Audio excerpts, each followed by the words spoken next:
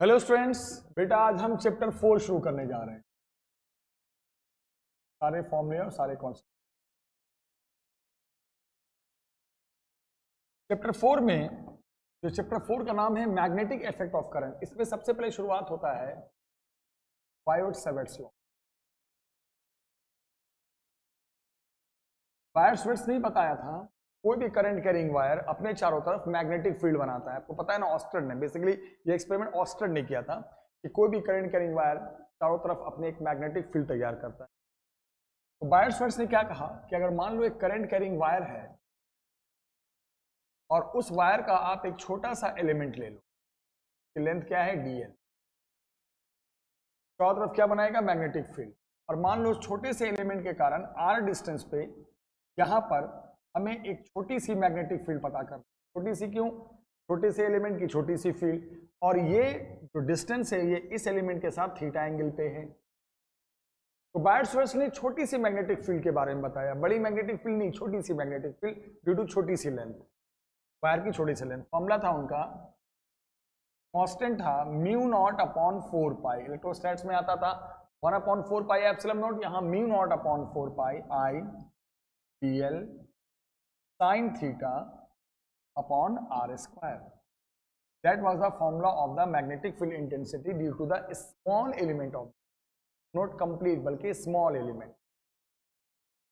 Vector form में इसको लिख सकते हैं हम। देखो जो वेक्टर है ना, इसकी डायरेक्शन होती है म्यू नॉट अपॉन 4 पाई। फिर दो वेक्टर बनाऊंगा मैं, एक तो आई dl, करंट के साथ एलिमेंट आ जाए, छोटा सा एलिमेंट वेक्टर ही होता है। दूसरा r, चाहे लंबी लाइन हो या छोटी लाइन हो, सब डिस्प्लेसमेंट होता है। और अपॉन में आर क्यू। इसी फॉर्मूले का ये कौन सा फॉर्म था? वेक्टर। वेक्टर फॉर्म में क्या हो गया? करंट एलिमेंट, करंट के साथ एलिमेंट आ गया, करंट एलिमेंट और जो डिस्टेंस है, डिस्प्लेसमेंट है, का cross product upon r q खोलोगे तो यही आ जाएगा। तो इससे क्या पता चला कि वेक्टर फॉर्म में आने के बाद पता चला कि जो इंटेंसिटी है ये इन दोनों के परपेंडिकुलर होगी, क्योंकि क्रॉस का जो रिजल्ट होता है वो इंटेंसिटी, ये छोटी सी इंटेंसिटी आई तो इन दोनों के परपेंडिकुलर होगी, क्योंकि इन दोनों के क्रॉस का रिजल्ट। तो मैग्नेटिक फील्ड हमेशा जिस जगह पे निकाल रहे हैं कि प्लेन के परपेंडिकुलर होती है, प्लेन के परपेंडिकुलर। और इसकी जो यूनिट होती है किसकी? मैग्नेटिक फील्ड इंटेंसिटी की, वो याद रखना टेस्ला होती है।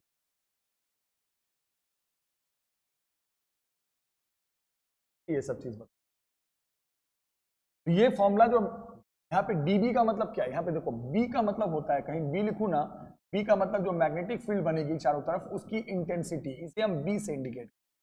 और D इसलिए लगाया क्योंकि छोटे से एलिमेंट की छोटी सी इंटेंसिटी। अब मान लो आपको इंटेंसिटी निकालनी है पूरे वायर की। अब ये किसकी इंटेंसिटी थी? जो बायोट-सैवर्ट्स ने बताया। बायोट-सैवर्ट्स ने बताया छोटे से एलिमेंट की इंटेंसिटी। और अगर आपने निकालनी है इंटेंसिटी कंप्लीट वायर की, कितने डिस्टेंस पे? r डिस्टेंस, इस पॉइंट पे। और यहाँ पे ये डिस्टेंस परपेंडिकुलर है वायर के ऊपर, तो यहाँ पे आपने दो एंगल भी चाहिए। पूरे वायर का निकाल रहे हो तो आपको दो एंगल चाहिए दोनों एंड का। मान लो यहाँ पे एंगल एक θ1 है और दूसरे एंड का एंगल θ2 है। तो यहाँ के फॉर्मूले में क्या क्या चीज चाहिए? वायर चाहिए, उस पॉइंट से डिस्टेंस चाहिए और दोनों एंड का एंगल चाहिए इस पॉइंट पे जहाँ पे आपको फील्ड पता करनी। तो फॉर्मूला जो बना वो ये बना, mu naught I upon 4 pi R bracket में साइन θ1 प्लस साइन थीटा। ये फॉर्मूला बना। ये भी फॉर्मूला किसका होता है? Magnetic field. लेकिन किसके वजह से? कंप्लीट वायर की वजह से। वो था छोटे से एलिमेंट की फील्ड की इंटेंसिटी, ये कंप्लीट वायर में। यहाँ पे दोनों एंड से एंगल भी चाहिए, ध्यान रखना। अब कहा गया कि अगर ये वायर लॉन्ग हो जाए, यही वायर है, काफी लंबी हो जाए, तो वहां पे मैग्नेटिक फील्ड की जो इंटेंसिटी हम निकाल रहे हैं थोड़ा सा चेंज आएगा। अगर ये वायर लंबी हो जाती है तो दोनों एंगल को फॉर्मूले में 90 ले लो। क्यों? अगर वायर की लेंथ बहुत बढ़ा दोगे, जैसे जैसे लेंथ बढ़ती जाएगी ये एंगल भी 90 की तरफ मूव करेगा, बड़ा होते होते मैक्सिमम होते 90 पहुंच जाएगा। तो लॉन्ग वायर के लिए अगर फील्ड निकाला जाए तो दोनों एंगल 90, साइन 91 साइन 91, 1 + 1 2, क्या आ गया? म्यू नॉट आई अपॉन कितना? 2 पाई आर। ये किसका फॉर्मूला आया? लॉन्ग वायर की। डायरेक्शन के लिए राइट हैंड थंब रूल बनाया गया। Right hand thumb rule.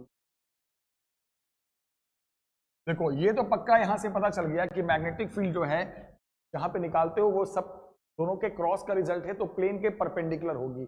अब परपेंडिकुलर के अंदर दो बातें आती हैं, एक परपेंडिकुलर आउटवर्ड और एक परपेंडिकुलर इनवर्ड। तो ये पता करने के लिए राइट हैंड थंब रूल पता चला गया। सुनो, अगर कहीं पर फील्ड परपेंडिकुलर इनवर्ड है तो इसे हम क्रॉस से इंडिकेट करते हैं, और कहीं पे फील्ड अगर परपेंडिकुलर आउटवर्ड है तो इसे हम डॉट से इंडिकेट करते हैं। देखो ये तो फिक्स है कि परपेंडिकुलर होगी, परपेंडिकुलर के अंदर इनवर्ड आउटवर्ड पता करना है तो ये थंब रूल से राइट हैंड थंब रूल से जाते हैं।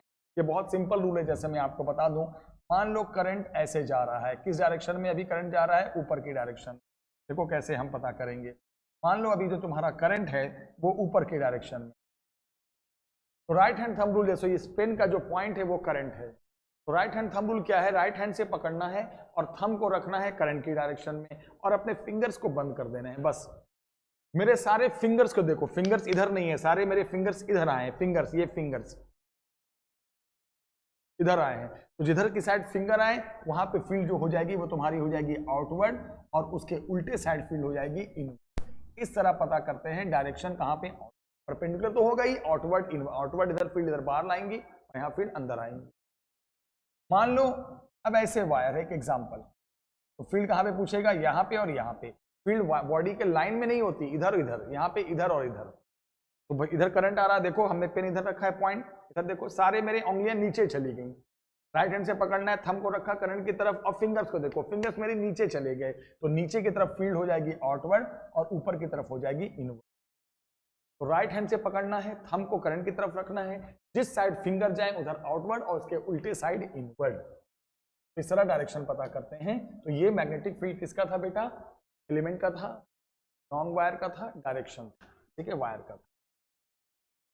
अब हम यहाँ पे बात करेंगे, ध्यान से देखते रहो। लॉन्ग वायर के कारण हमने बता दिया, छोटे से एलिमेंट के कारण बात। अब यहाँ पे जरा गौर से सुनो।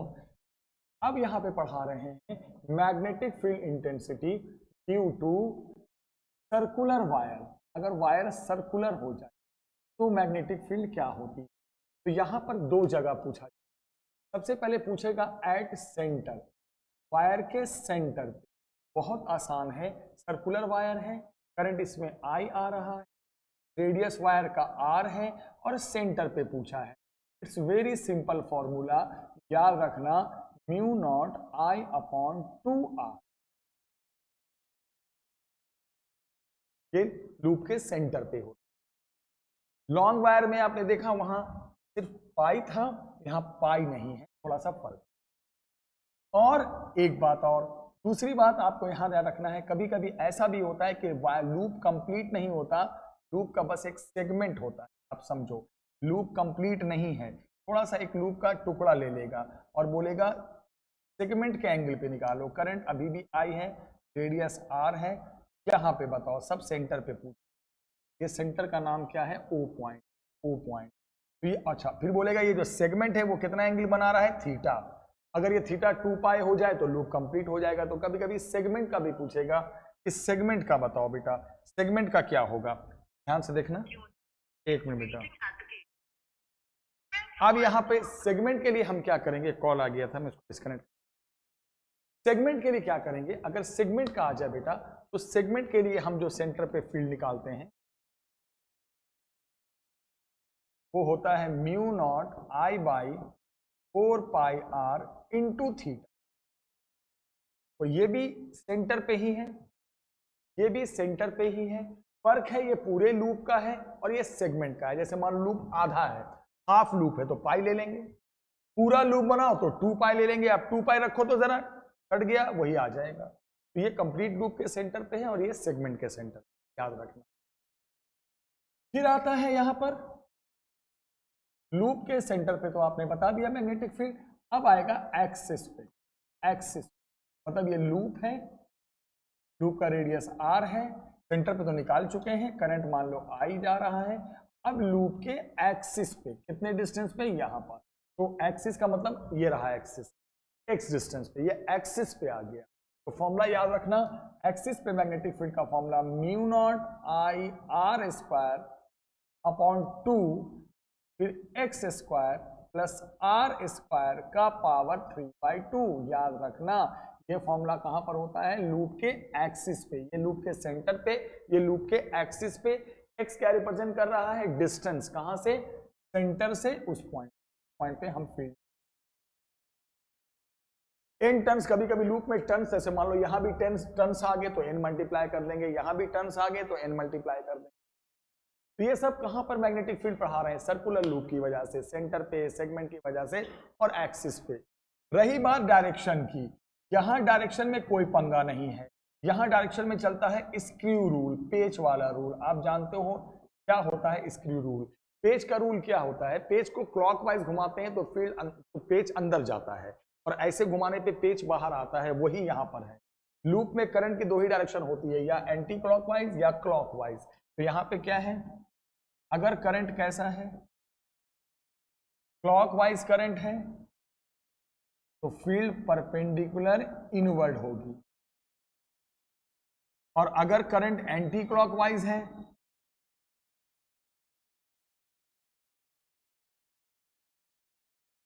तो फील्ड परपेंडिकुलर आउटवर्ड होगी। बस यही है, यहां लूप में कोई झमेला नहीं है। लूप में तो करंट या क्लॉकवाइज होगा या एंटी क्लॉकवाइज, क्लॉकवाइज में इनवर्ड फील्ड और एंटी क्लॉकवाइज में आउटवर्ड फील्ड। फील्ड परपेंडिकुलर होती है, बस इनवर्ड आउटवर्ड बताना है। इसके बाद जो नेक्स्ट पॉइंट शुरू होता है बेटा, वो ध्यान से देखना। अब एक मैग्नेटिक फील्ड निकालने आएगा सोलेनॉइड का, आएगा सोलेनॉइड की मैग्नेटिक फील्ड बताओ। सोलेनॉइड क्या होता है, बस बहुत सारे टर्न्स होते हैं, यही बन जाता है सोलेनॉइड। इसमें जब करंट जाएगा तो इसकी भी मैग्नेटिक फील्ड होगी, जो उसके प्लेन के पूरे परपेंडिकुलर डायरेक्शन में होगी। तो सोलेनॉइड के सेंटर पे जो मैग्नेटिक फील्ड का फॉर्मूला पढ़ना है आपको, वो याद रखना, म्यू नॉट एन आई।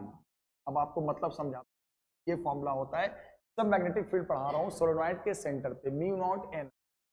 स्मॉल एन का मतलब होता है यहां पे number of turns per unit length. ये तुम्हारे सोलेनॉइड की पूरी लेंथ होती है, तो स्मॉल एन को लिखते हैं total number of turns divided by पर यूनिट लेंथ, और ये सोलेनॉइड के number of turns per unit length, length का मतलब जो शेप की लंबाई। इस तरह हम सोलेनॉइड के सेंटर पे मैग्नेटिक। अब सोलेनॉइड के बाद एक मैग्नेटिक फील्ड फिर आएगा टोरॉइड, ये शायद 12th में नहीं है, फिर भी आपको पढ़ा देता हूं टोरॉइड। टोरॉइड भी सोलेनॉइड ही होता है, बस ये अगर आप एक रॉड के ऊपर लपेट दोगे टर्न्स तो वो सोलेनॉइड, और जैसे रिंग पे लपेट दोगे, कुछ इस तरह लपेट दोगे, तो ये तुम्हारा बन जाएगा टोरॉइड। यहाँ भी करंट जाएगा, इस यहाँ भी मैग्नेटिक फील्ड बनेगी। कहाँ पे निकालने आएगा, सेंटर पे। सेंटर का मतलब ये नहीं होता है यहाँ पर तो फील्ड जीरो होती है, ये तो शेप का सेंटर है। सेंटर का मतलब हो गया ये टर्न्स के सेंटर है, सब के सेंटर की टोटल फील्ड। तो यहां पे भी फॉर्मूला वही है, क्योंकि है तो solenoid, mu naught into n I ही है, बट स्मॉल एन का मतलब यहां भी number of turns per unit length. तो यहां क्या होता है, लेंथ का मतलब जो भी इस पूरे शेप का रेडियस है, तो लेंथ हो जाएगा 2 पाई।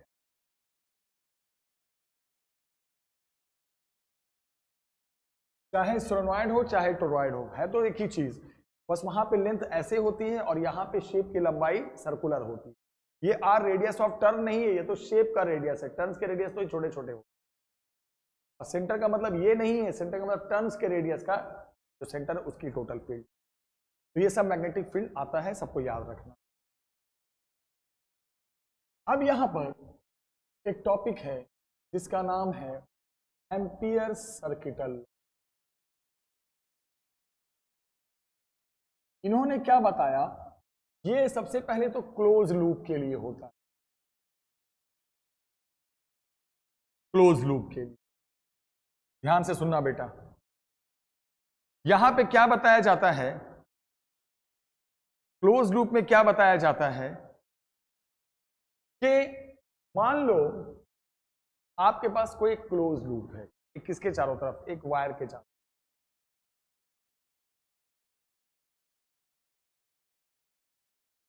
और इसको हमने क्लोज लूप में बंद कर दिया।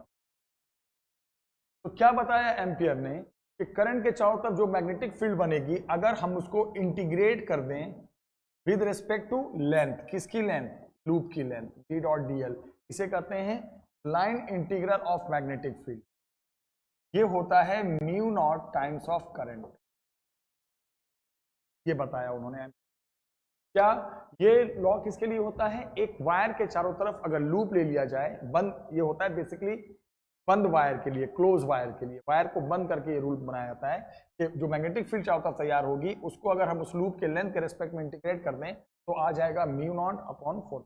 अच्छा एक बात ध्यान रखना, म्यू नॉट की वैल्यू बार बार आ रही है। म्यू नॉट होता है 4 पाई इंटू 10 का पावर -7 और म्यू नॉट अपॉन 4 पाई आ गया तो इसकी वैल्यू होती है 10 टू द पावर -। याद रखें, तो मुझे शुरू में ही बताना चाहिए था बट आपको अभी बता देता हूं, ये होती है किसकी वैल्यू? म्यू नॉट की। ठीक है ना?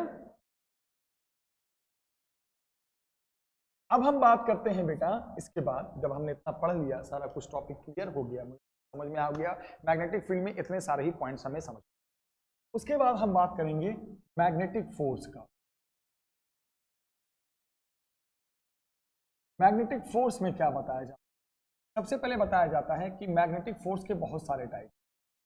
मान लो यहां पर मैग्नेटिक फील्ड है इस डायरेक्शन में और कोई charge particle, moving charge particle, magnetic force सबसे पहले किसके पढ़ा रहा हूं? सबसे पहले 3 तरह के मैग्नेटिक फोर्स होते हैं। पहला किसके लिए पढ़ा रहा हूं? और मूविंग चार्ज पार्टिकल। अगर कोई charge particle magnetic force feel कर रहा है तो वो मूविंग होना जरूरी है, अगर वेलोसिटी नहीं होगी तो वो फोर्स फील नहीं करेगा। तो मान लो एक मूविंग चार्ज पार्टिकल है, इसकी वेलोसिटी कितनी मैंने लिखी बेटा? v, और फील्ड के साथ कितने एंगल पे है? थीटा। तो याद रखना वो जो फोर्स फील करेगा वो मूविंग चार्ज पार्टिकल, फॉर्मूला याद रखना QVB sin थी, ये फोर्स का फॉर्मूला। अगर कोई, अब फोर्स पढ़ा रहा हूं, फील्ड खत्म हो गया, अगर कोई चार्ज आया, मूविंग चार्ज है और मैग्नेटिक फील्ड में आया तो ये फोर्स फील करेगा, QVB sin थीटा। किसके बीच एंगल है? वेलोसिटी और फील्ड के बीच। वेक्टर फॉर्म में लिखना चाहो तो क्या आ जाएगा? Q कॉमन लेके क्या आ जाएगा? V क्रॉस B, दोनों का कौन सा प्रोडक्ट? Cross product.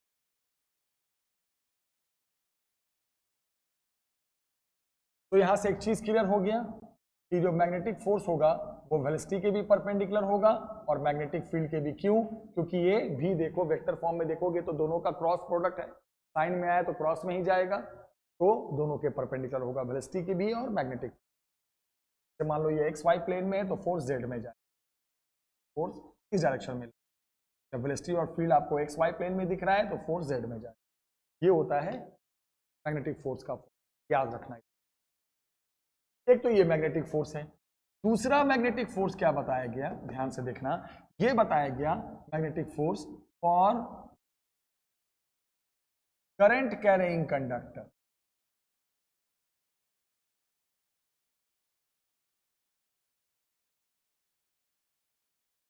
ध्यान से सुनो, करंट कैरिंग कंडक्टर के लिए क्या बताया गया कि अगर आपके पास कोई करंट कैरिंग कंडक्टर है, मान लो कोई करंट कैरिंग कंडक्टर, करंट क्या है? I, वो आपने मैग्नेटिक फील्ड में लाकर रख दिया, कितने एंगल पे लाकर रख दिया? Theta angle. तो यहां पे जो फोर्स फील करेगा, करंट कैरिंग कंडक्टर जिसकी लेंथ कितनी है? L, कितने एंगल पे लाकर रखा? फील्ड के साथ थीटा एंगल पे। तो यहाँ पे जो उन्होंने फोर्स बताया उसका फॉर्मूला अलग है, BIL sin थी।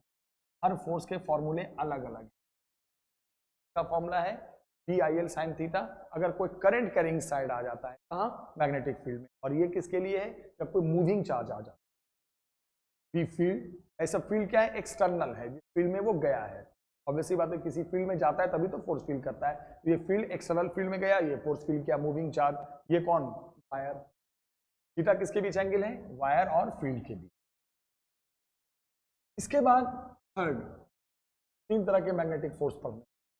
ये मैग्नेटिक फोर्स पढ़ा रहे हैं बिटवीन 2 करंट कैरिंग वायर। ध्यान से पढ़ो, between 2 current carrying wire, 2 current carrying wire की। मान लो कहा जाता है कि अगर आपके पास 2 करंट कैरिंग वायर और वो पैरेलल वायर हैं और आपस में मान लो R डिस्टेंस, ये करंट इसमें I2 मान लो, इसमें करंट I1 है, तो कहा यह जाता है कि अगर 2 वायर के बीच भी मैग्नेटिक फोर्स काम और दोनों वायर अगर सेम डायरेक्शन में, करंट सेम डायरेक्शन में, तो दोनों तरफ से ये जो फोर्स लगाते हैं पर, ये फोर्स इक्वली लगाएंगे और वो नेचर वाइज अट्रैक्टिव होगा।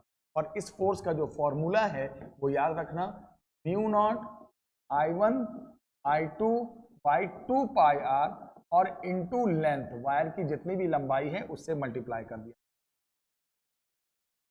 एल क्या है, लेंथ ऑफ वायर। ये फॉर्मूला होता है क्या, दो वायर के बीच जो मैग्नेटिक फोर्स, दो वायर भी एक दूसरे पे फोर्स लगा।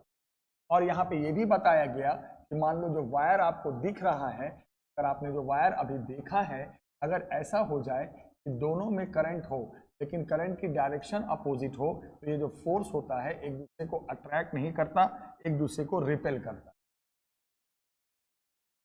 रिपेल करता, अट्रैक्ट नहीं रिपेल करता, फोर्स वही होता है, बस रिपेल करता। तो ये सब जो आपने पढ़ा, ये मैग्नेटिक फोर्स मैंने पढ़ा। मैग्नेटिक फोर्स के इतने ही फॉर्मूले हैं, 3 फॉर्मूले हैं। नेचर याद रखना, करंट अपोजिट हो, रिपेल करता। अब एक टॉपिक है trajectory of moving charge in वही एक्सटर्नल मैग्नेटिक। का क्या मतलब, इसका मतलब ये हुआ, आपको मैं पढ़ा चुका हूं कि मान लो एक जगह मैग्नेटिक फील्ड और एक चार्ज पार्टिकल आया, कितने एंगल पे आया, थीटा एंगल पे। तो देखो इस v के 2 पार्ट टूटेंगे, इधर की तरफ क्या जाएगा, v cos थीटा, ऊपर की तरफ क्या जाएगा बेटा, देखो ध्यान से, v sin थीटा। तो अगर कोई भी चार्ज पार्टिकल, ठीक है, कोई चार्ज पार्टिकल v वेलोसिटी से आया, थीटा एंगल पे आया मैग्नेटिक फील्ड के साथ, तो 2 पार्ट टूटेंगे, v cos थीटा और v sin। v cos theta इसे आगे लेकर जाएगा, v sin थीटा इसे ऊपर लेके जाएगा, तो इसका पाथ ऐसे बनता है, इसे कहते हैं हेलिकल पाथ। और हर पाथ का अपना एक रेडियस होता है, रेडियस। तो जो रेडियस होता है पाथ का, उसी को ट्रैजेक्टरी कहते हैं। फॉर्मूला याद रखना, mv sin theta upon qb, ये होता है। इस पाथ में वो घूमते हैं ना, उसका फॉर्मूला होता है mv sin theta upon qb। और एक चक्कर में जो टाइम लगाएंगे, ऐसे घूमने में टाइम लगाएगा, तो एक चक्कर में जो टाइम लगाएगा, टाइम पीरियड का फॉर्मूला होता है 2 पाई m अपॉन qb। बेटा ये सब याद रखिएगा, ये सब फॉर्मूले होते हैं। एक तो किसका फॉर्मूला हो गया, पाथ के रेडियस का, और एक फॉर्मूला किसका हो गया, जो टाइम पीरियड होता है एक चक्कर। और एक फ्रीक्वेंसी का फॉर्मूला होता है। फ्रीक्वेंसी तो जानते हो क्या होता है, फ्रीक्वेंसी होता है number of revolution per second, एक सेकेंड में जितनी बार घूम गया वो, तो उसका फॉर्मूला इसका उल्टा होता है qb/2πn। ये फॉर्मूला किसका होता है, फ्रीक्वेंसी। सब चीज याद रखना। और फिर एक फॉर्मूला और याद रखना, वो फॉर्मूला पिच का होता है, पिच। पिच किसे कहते हैं, अगर वो एक जगह नहीं घूम रहा है, आगे बढ़ रहा है, आगे बढ़ रहा है, ऐसे ऐसे घूमता है, आगे बढ़ता जाता है, तो एक चक्कर में जितना वो आगे निकल जाता है, ये वाला डिस्टेंस, उसे पिच कहते हैं। हर एक चक्कर में जितना वो आगे आगे बढ़ गया, तो पिच क्या है, डिस्टेंस है, तो हो जाएगा स्पीड। कौन वाली स्पीड, ये वाली आगे लेके जा रहा है, इनटू टाइम। तो ये फॉर्मूले पिच के होते हैं, याद रखिए, पिच के होते हैं। फिर एक कॉन्सेप्ट बता दूं, अगर थीटा 90 डिग्री हो जाए, तो इधर की तरफ वेलोसिटी होगी नहीं, cos 90 0, तो उस केस में क्या होगा, वो अगर थीटा 90 हो जाए तो ये क्या बचेगा, mv/qb, mv/qb बचेगा। आपको मैं क्या पढ़ा रहा हूं, ध्यान से सुनो। अगर इसी में क्या कहा मैंने, थीटा 90 हो जाए, तो याद रखना जो पाथ है वो उस केस में क्या हो जाएगा बेटा, सर्कुलर हो जाएगा, क्योंकि आगे नहीं बढ़ेगा, वहीं पे घूमेगा। रेडियस का फॉर्मूला mv/qb था, उसमें साइन थीटा 1 हो जाएगा, तो mv/qb हो जाएगा, है कि नहीं। अगर 90 पे आ जाए, अगर 90 डिग्री पे एंट्री करे फील्ड के साथ वेलोसिटी, तो साइन 91, रेडियस सिर्फ ये बचेगा, पाथ का ट्रैजेक्टरी ये बचेगा, और आगे फिर नहीं बढ़ेगा, क्योंकि ये cos 90 खत्म हो जाएगा, उसी जगह पे घूमता रहेगा, वहां पिच का कोई कॉन्सेप्ट नहीं। बाकी टाइम पीरियड पे कोई फर्क नहीं पड़ेगा, क्यों, क्योंकि उसमें थीटा तो है ही नहीं, फ्रीक्वेंसी पे है ही नहीं। तो जब 90 पे आता है, तो एक तो ये, अच्छा अगर P को मान लो लीनियर मोमेंटम, तो 90 डिग्री पे अगर वो रेडियस निकाल रहे हो, तो इसको एक और रूप दे सकते हो। लीनियर मोमेंटम का फॉर्मूला क्या होता है, मास इंटू वेलोसिटी, तो इसको लीनियर मोमेंटम के टर्म में भी लिख सकते हो P/q। तो मास इंटू वेलोसिटी को हम लीनियर मोमेंटम में लिख सकते हैं, क्यों, P बराबर क्या होता है, मास इंटू वेलोसिटी। फिर आपने पढ़ा था कि 11th क्लास में काइनेटिक एनर्जी का फॉर्मूला एक हाफ mv² होता है और एक p²/2m होता है। अगर p को आप mv लिखोगे तो देखो हाफ mv² आ जाएगा। तो यहां से p क्या बन जाएगा, क्रॉस मल्टीप्लाई करोगे तो क्या बन जाएगा 2m इंटू के और अंडर रूट यहां शिफ्ट कर दो। तो रेडियस का एक नया फॉर्मूला बन गया, क्या बन गया, under root 2m into kinetic energy of moving charge upon QB। तो जब 90 डिग्री पे एंट्री मारता है कोई भी चार्ज पार्टिकल मैग्नेटिक फील्ड में, तो ये वेलोसिटी के फॉर्म में, ये मोमेंटम के फॉर्म में, ये काइनेटिक एनर्जी के फॉर्म में। और आपने सेकंड चैप्टर में ये भी पढ़ा था कि काइनेटिक एनर्जी एक मूविंग चार्ज पार्टिकल का ये भी होता है Q इंटू V। ही यहां पर क्या है बेटा, पोटेंशियल डिफरेंस। अगर वोल्टेज अप्लाई कर दिया जाए वहां पे तो पोटेंशियल डिफरेंस। तो यहाँ पे रेडियस का नया पैटर्न बन जाएगा, देखो क्या बन जाएगा 2mQV अपॉन QB। तो इसको देखो Q से Q कट जाएगा तो Q रूट में चला जाएगा, तो 2mV अपॉन Q और B को भी स्क्वायर बना के रूट में डाल दो। एक Q से Q कटा, ये रूट में आ गया और B को भी स्क्वायर बना के रूट में डाल दो। तो जब 90 डिग्री पे एंट्री मारते हो तो चार पैटर्न हो गया, वेलोसिटी के फॉर्म में, मोमेंटम के फॉर्म में, काइनेटिक एनर्जी के फॉर्म में और वोल्टेज के फॉर्म में। ये किसका फॉर्मूला है, ट्रैजेक्टरी का, लेकिन 90 डिग्री पे, थीटा 90 है, ध्यान रखना। फिर एक साइंटिस्ट है लॉरेंस। लॉरेंस ने क्या बताया कि अगर मान लो कोई भी चार्ज पार्टिकल उस जगह पे आया जहां पे मैग्नेटिक फील्ड के साथ साथ इलेक्ट्रिक फील्ड भी है, तो उस केस में वो दोनों फोर्स फील करेगा चार्ज पार्टिकल, इलेक्ट्रिक फोर्स भी फील करेगा और मैग्नेटिक फोर्स भी फील करेगा, यानी जो नेट फोर्स होगा उस केस में उन्होंने क्या बताया बेटा, ध्यान से पढ़ो, QE प्लस Q और क्या फॉर्मूला होता है मैग्नेटिक फोर्स का वेक्टर फॉर्म में, V वेक्टर फॉर्म में लिखेंगे ना, क्योंकि फोर्स वेक्टर में वैल्यू तो ऐड नहीं कर सकते तो इक्वेशन ही लिखा सकते हैं। तो उस केस में वो दोनों फोर्स फील करेगा, QE भी और QV को। फोर्स टॉपिक खत्म कर दिया मैंने, छोटा सा एक टॉपिक बचा है जिसका नाम है torque experienced bye a current carrying loop.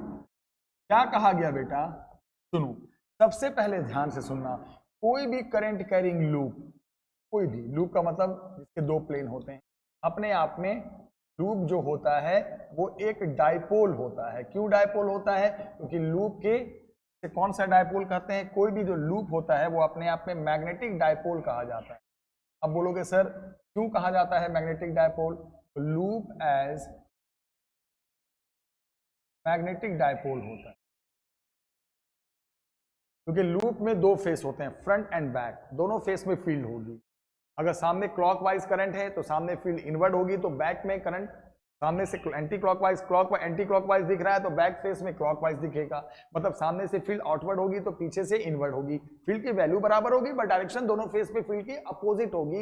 इस प्रॉपर्टी से ये डाइपोल बन जाता है। क्यों, क्योंकि मैग्नेटिक फील्ड दो होते हैं, इक्वल एंड अपोजिट, वैल्यू में इक्वल, डायरेक्शन में opposite, that's why it is called dipole. और हर डाइपोल का एक डाइपोल मोमेंट होता है, तो इसका भी डाइपोल मोमेंट होगा। तो कौन सा डाइपोल मोमेंट कहोगे, मैग्नेटिक डाइपोल मोमेंट, से हम m से इंडिकेट करेंगे। और m निकालने का फॉर्मूला याद रखना, NIA। N फॉर सब जानते हो, N का मतलब है number of turns, I for current और A फॉर क्या, एरिया। इसका एरिया इस लूप का। N का मतलब जानते ही हो आप, नंबर ऑफ टर्न्स। तो वायर डाइपोल नहीं होता, वायर तो खुला होता है, वायर ओपन वायर का तो फेस ही नहीं होता है, लेकिन इसका अपना एक फेस होता है, तो ये अपने आप में बिहेव करता है। डाइपोल का जो फॉर्मूला होता है NI for of turns current into, ध्यान रखना। अब क्या कहा गया कि कोई भी डाइपोल टॉर्क फील करता है, टॉर्क फॉर्मूला याद रखना, mb cos थीटा भी होता है। ओपन वायर अगर वायर है तो वो फोर्स फील करेगा, लेकिन अगर वायर नहीं है, अगर वो डाइपोल है, डाइपोल कौन बनता है बेटा, लूप बनता है, अगर वो डाइपोल है तो वो टॉर्क फील।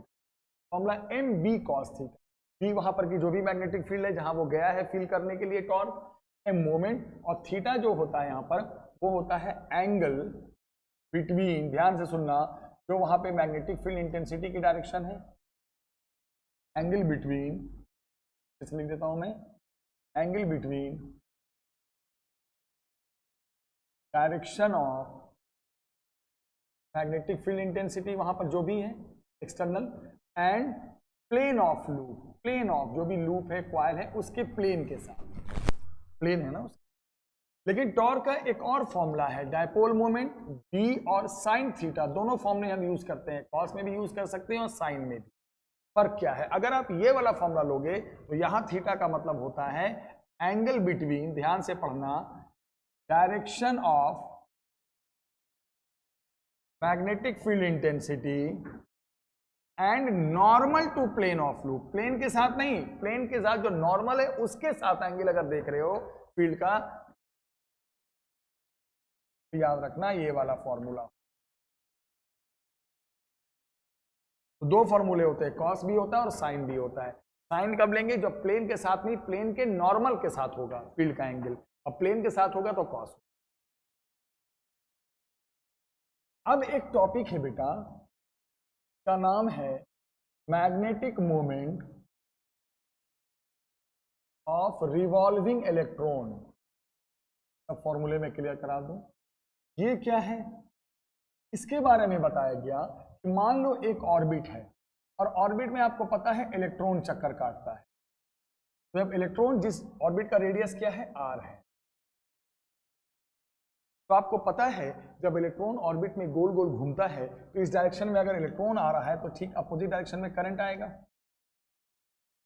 करंट हमेशा अपोजिट डायरेक्शन में ट्रेवल करता है, अपोजिट का मतलब समझ में आया, तो मैंने बना दिया भाई तरह से।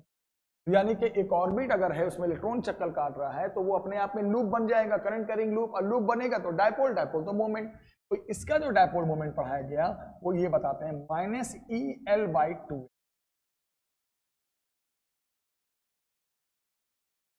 ठीक है, यहां पर एक बात ध्यान रखना, L जो है घूमते हुए इलेक्ट्रॉन का एंगुलर मोमेंटम,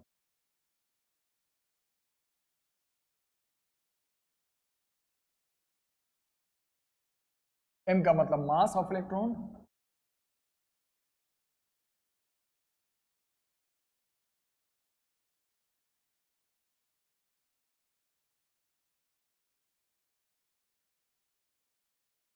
ठीक है, तो याद रखना ये भी एक फॉर्मूला है इसका, रिवॉल्विंग इलेक्ट्रॉन के मूवमेंट का। कैसे, ऑर्बिट में चक्कर काटेगा तो ये ऑर्बिट अपने आप पे करंट बन जाएगा, लूप बन जाएगा, तो उसका मूवमेंट स्पेशल इलेक्ट्रॉन के लिए है, रिवॉल्विंग इलेक्ट्रॉन जब मूवमेंट बनाता है।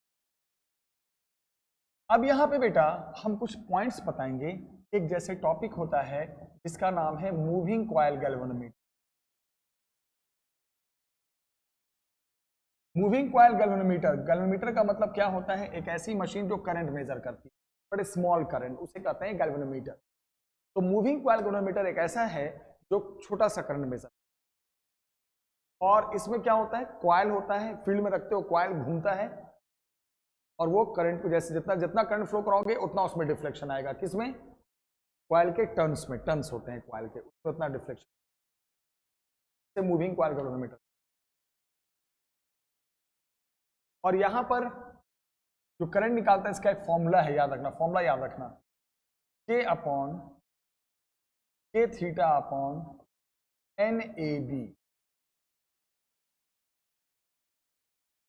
ये फॉर्मूला होता है, स्पेशल फॉर्मूला है क्या, जो moving coil galvanometer current measure करता है। फॉर्मूला याद रखना, बाकी डिटेल में तो वीडियो में आपको मिलेगा क्या क्या चीज है।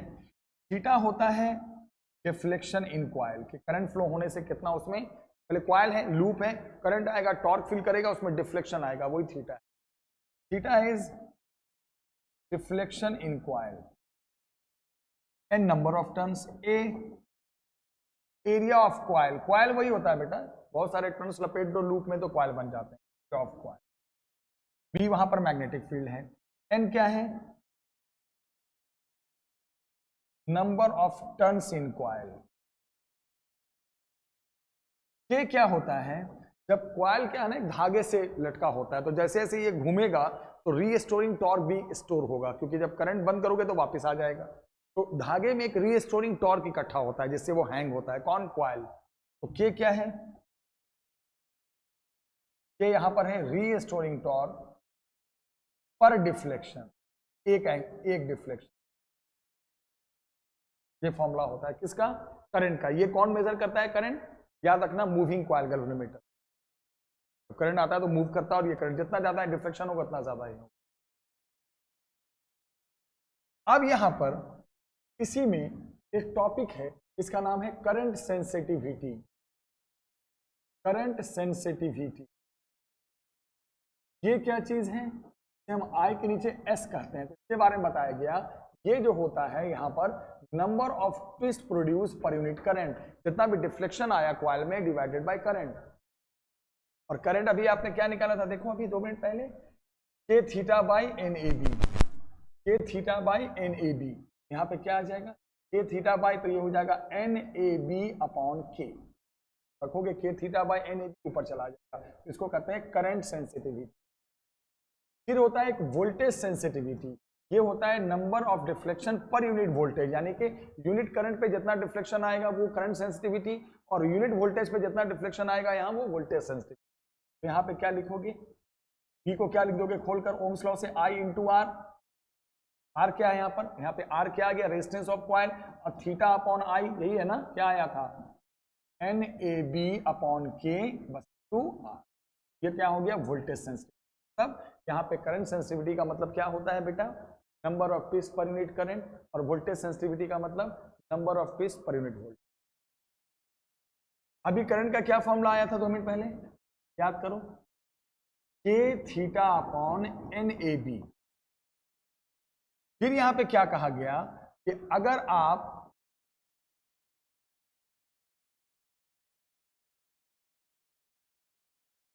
सेंसिटिविटी बढ़ाना चाहते हो, किसका? गैल्वेनोमीटर का। चाहते हो कि वो सेंसिटिव हो जाए, तो सेंसिटिविटी कब बढ़ता है? जरा सुनो। सेंसिटिविटी तभी होगा, कब कहते हैं सेंसिटिव? तो सेंसिटिव होने के लिए देखो, पहले यहां पे करंट निकालने का फॉर्मूला, यहां से थीटा क्या आ जाएगा? एन ए बी अपॉन के इंटू आई। तो एक मूविंग कॉइल गैल्वेनोमीटर को लोग कहते हैं कब सेंसिटिव होता है? बस 2 मिनट पे क्लास खत्म कर रहे हैं। कहा जाता है कि मूविंग कॉइल गैल्वेनोमीटर कब सेंसिटिव होगा? तो क्या कहा गया कि अगर पहले यहां से करंट का मैंने जो इक्वेशन बनाया था कि ये करंट मेजर करता है, यहां से थीटा को अलग कर लो, तो कहा यह गया कि अगर कोई भी मूविंग कॉइल गैल्वेनोमीटर जब कम करंट पे, करंट कम हो लेकिन थीटा ज्यादा आ जाए, तब कहेंगे ज्यादा सेंसिटिव है। कम करंट पे ज्यादा डिफ्लेक्शन आ जाए कॉइल में तो कहेंगे ज्यादा सेंसिटिव है। तो ये कम हो फिर भी ये ज्यादा हो, तो कब पॉसिबल है? बताओ। नंबर ऑफ टर्न ज्यादा होना चाहिए, एरिया ऑफ कॉइल ज्यादा होना चाहिए, वहां पे एक्सटर्नल फील्ड ज्यादा होनी चाहिए, ये मैक्सिमम होना चाहिए। और जो रीस्टोरिंग टॉर्क उसमें जो इसमें जो जिससे हम लटकाते हैं स्ट्रिंग से, उसमें जो रीस्टोरिंग टॉर्क इकट्ठा होता है तो वो मिनिमम होना चाहिए। ये भी याद रखना, पेपर में एमसीक्यू में आएगा कि एक मूविंग कॉइल कब सेंसिटिव होता है? तो क्या बोलोगे? जो कम करंट पे ज्यादा डिफ्लेक्शन आ जाए कॉइल में। तो ये कब पॉसिबल है? ये कम हो फिर भी ये ज्यादा हो, ये मैक्सिमम होना चाहिए और ये मिनिमम होना चाहिए। अब क्या है बेटा, टॉपिक पढ़ा रहे हैं अमीटर। अमीटर क्या होता है? लार्ज करंट मेजरिंग डिवाइस होता है। गैल्वेनोमीटर भी करंट मेजर करता है बट वो स्मॉल, और अमीटर के बारे में बताया गया it is large current measuring device.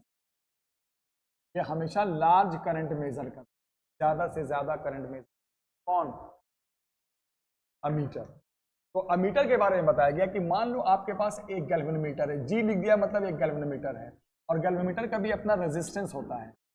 जी का मतलब यहाँ पे क्या है? Resistance of galvanometer. अभी हमने आर माना था ना, यही गैल्वेनोमीटर है जो हमने डिटेल में पढ़ाया। तो मूरा एक मशीन है गैल्वेनोमीटर जिसका रेजिस्टेंस जी। अब आप चाहते हो इसको अमीटर बना दो, तो अमीटर क्या है? लार्ज करंट मेजरिंग डिवाइस है। तो गैल्वेनोमीटर से अमीटर बनाना है तो तरीका क्या है कि एक लो रेजिस्टेंस लाओ और उसको इसके साथ पैरेलल में जोड़, इसी को शंट क्या कहते हैं? This is what? शंट। तो अगर बोले गैल्वेनोमीटर से अमीटर बनाने का, गैल्वेनोमीटर बना है और अमीटर बनाना है, मतलब एक ऐसे मशीन बनानी है, एक ऐसी मशीन बनानी है जो और ज्यादा करंट मेजर कर सके, गैल्वेनोमीटर से भी ज्यादा। तो उसके लिए रेजिस्टेंस क्या करना पड़ेगा, और कम करना पड़ेगा, तभी करंट ज्यादा आएगा। और कम करने के लिए आपको पता है पहले से जो रेजिस्टेंस है उसके साथ पैरेलल में कोई लगा दो तो और रेजिस्टेंस कम हो जाता है, और जो लगा रहे हो वो भी बहुत छोटा ले लो। तो शंट एक छोटा रेजिस्टेंस होता है कि वैल्यू पहले से कम होती है और ऊपर से पैरेलल में भी लग जाता है, तो ओवरऑल जो अब जो रेजिस्टेंस तैयार होता है वो गैल्वेनोमीटर से भी कम होता है। और ये तुम्हारा जो बन गया, ये जो पूरा देख रहे हो, ये तुम्हारा क्या सिस्टम है, यही तुम्हारा क्या है, अमीटर, ये तुम्हारा अमीटर। तो गैल्वेनोमीटर से अमीटर बनाने के लिए एक शंट यूज करते हैं, लो रेजिस्टेंस। शंट का मतलब क्या होता है, लो रेजिस्टेंस, याद रखना। इसको लगाकर लिखो लो रेजिस्टेंस, ऊपर से इसके साथ पैरेलल, तो ओवरऑल रेजिस्टेंस इस मशीन का एकदम ही कम हो जाएगा, मैक्सिमम करंट आएगा और ज्यादा रीडिंग देगा, याद रखना। और यहां पर एक पॉइंट और याद रखना कि यहां से मान लो टोटल करंट आई आया, इधर कितना चला जाएगा, अगर आई आया है तो इधर चला गया आई जी, इधर क्या जाएगा आई माइनस आई। यहाँ पे सबका मतलब समझा दूं, आई का मतलब क्या है, टोटल करंट जो आया मीटर में, और यहां के जब अमीटर होगा तो करंट दो हिस्सों में बटेगा, कुछ शंट की तरफ जाएगा, कुछ गैल्वेनोमीटर की तरफ जाएगा। तो आई जी क्या है, यहां पर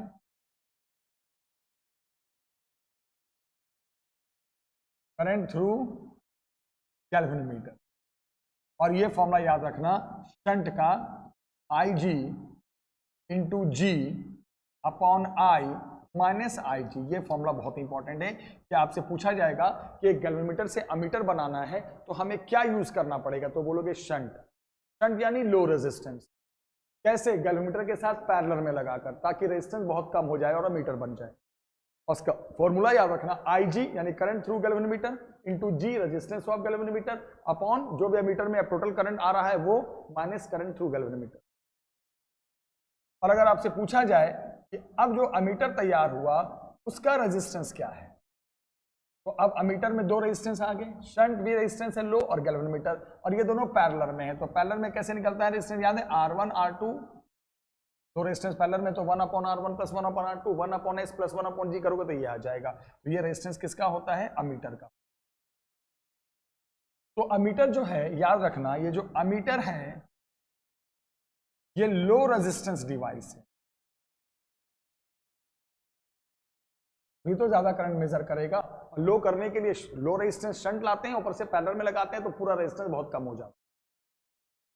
और सुनो ध्यान से, अगर आइडियल अमीटर है, आइडियल, तो लो रेजिस्टेंस है ही है, और ऊपर से आइडियल बोल रहा है, तो यहां पे आइडियल अगर बोल दे तो रेजिस्टेंस फिर आपको जीरो लेना है।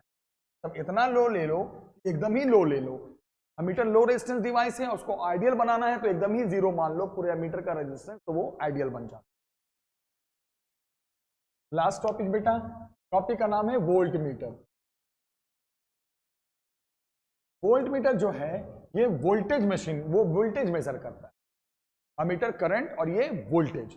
तो वोल्टेज मेजर करने वाली मशीन का याद रखना रेजिस्टेंस हमेशा हाई होना चाहिए। It is a high resistance device. अब मान लो आपके पास एक गैल्वेनोमीटर है, करंट आ रहा है जो भी आ रहा है, और अब आप इसको वोल्ट मीटर बनाना चाहते हो, यानी एक ऐसी मशीन जो वोल्टेज रीड करे। तो एक दिमाग लगाओ, तो इसको हाई रेजिस्टेंस बनाना पड़ेगा, क्योंकि ओम्स लॉ क्या है, V equal to I R, V equal to I R, resistance जितना ज्यादा होगा V उतना ज्यादा होगा। तो इसको हाई रेजिस्टेंस बनाओगे। अभी तो गैल्वेनोमीटर है और मेरा मन कर रहा है कि इसको वोल्ट मीटर बनाएं, वहां मन किया था अमीटर बनाए तो रेजिस्टेंस और कम किया था, यहां वोल्ट मीटर बनाएंगे तो रेजिस्टेंस और ज्यादा करेंगे। तो इसके लिए एक हाई रेजिस्टेंस बाहर से लाते हैं, जैसे वहां लो रेजिस्टेंस लाया था जिसका नाम क्या था, शंट, बट यहां पे इसका कोई नाम नहीं है, सिर्फ हाई रेजिस्टेंस। और उसको लाने के बाद क्या करते हैं, इस गैल्वेनोमीटर के साथ सीरीज में जोड़ देते हैं। बोलोगे सीरीज में क्यों जोड़ोगे सर, इसलिए सीरीज में जोड़ोगे कि सीरीज में जोड़ोगे तभी तो रेजिस्टेंस और बढ़ेगा, पैरेलल में जोड़ोगे तो और कम हो जाएगा। एक तो हाई ऊपर से सीरीज, वहां लो और ऊपर से पैरेलल, तो कम हो गया था। ठीक है, याद रखना। और यहां जो आई होगा वही आई जी होगा, यहां कोई करंट बटेगा नहीं, जो टोटल करंट आएगा वही करंट थ्रू गैल्वेनोमीटर जाएगा। और यहां बोलेगा कि वो रेजिस्टेंस का वैल्यू बताओ, फॉर्मूला बताओ, जिसको आपने लगाकर इसको क्या बना दिया, this is what, a volt meter. तो फॉर्मूला याद रखना, V जितना वो वोल्टेज रीड करेगा अपॉन I जो टोटल करंट आएगा माइनस G। तो वहां क्या था, शंट बताओ, जिसको आपने गैल्वेमीटर के साथ पैरेलल में लगाकर अमीटर बनाया था, उसका फॉर्मूला था। यहाँ वो रेजिस्टेंस बताओ, यहाँ शंट नाम नहीं सिर्फ रेजिस्टेंस कहते हैं, इसको आपने गैल्वेमीटर के साथ सीरीज में जोड़ा और वो वोल्टमीटर बन गया। सीरीज में क्यों? ताकि रेजिस्टेंस और हाई हो सके। अब हाई में एक बात बताओ, अब अगर मैं बोलूं कि अब रेजिस्टेंस ऑफ वोल्टमीटर बताओ क्या होगा, तो सोचो बेटा, अब दोनों आ गया सीरीज में, तो सीरीज में क्या होता है R1 plus R2, resistance of voltmeter क्या हो जाएगा R प्लस G। कर रहा हूं, एक पॉइंट और है, अगर हाई हो गया है तो अगर मैं बोलूं आइडियल वोल्टमीटर हो जाए। आइडियल कब होता है? जब क्वालिटी एकदम हाई हो जाए। तो आइडियल वोल्टमीटर के केस में जो रेजिस्टेंस ऑफ वोल्टमीटर होगा, याद रखना, एकदम इन्फिनिटी हो जाए ना, हाई मान लो कि एकदम हाई हो जाए तो आइडियल बन जाएगा। वहां अमीटर में लो मानना था तो जीरो मानते थे आइडियल में।